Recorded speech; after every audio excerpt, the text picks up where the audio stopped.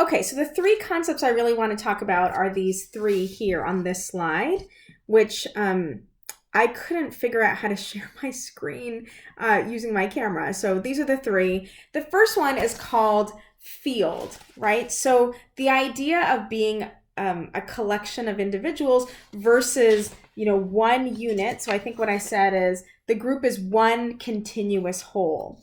Something that helps us understand this is this idea of field.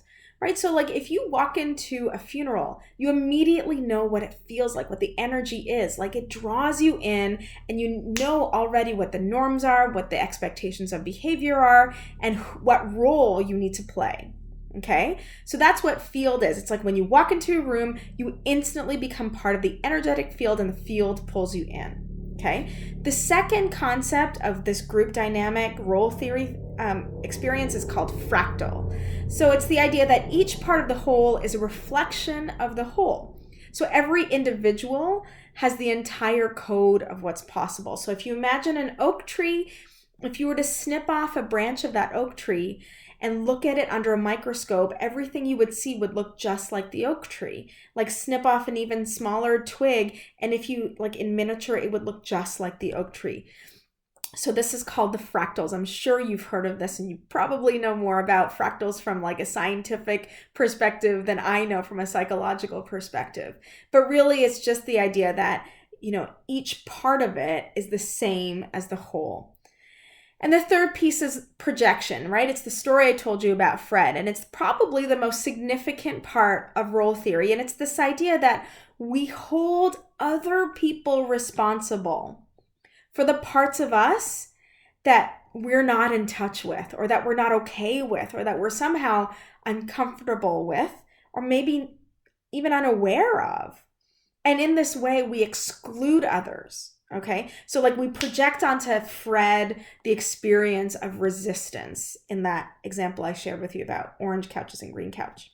Okay, so these same dynamics of field, fractal, and projection are alive in human systems. So one thing to note is that roles can be thoughts, emotions, physical sensations, or archetypes. So the example that I shared, I think, with all of you is that, like, currently I'm playing the role of facilitator, however, or teacher. However, all of you have had the experience in your life of playing the role of facilitator or teacher. You know exactly what that's like. And of course, I've had the experience of being a student. But this particular environment defines our roles accordingly, so that I am the facilitator and all of y'all are the students. But those roles could be very fluid, right? I could step into student at any time because I know what that's like. And you could step into facilitator at any time. Even if you're not skilled at it, you could step into the role because you've been there before and you know what it's like. Okay? The idea is that sometimes we step into roles that we actually don't have experience with. We don't know what it's like because we're not in touch with those roles in ourselves. Okay?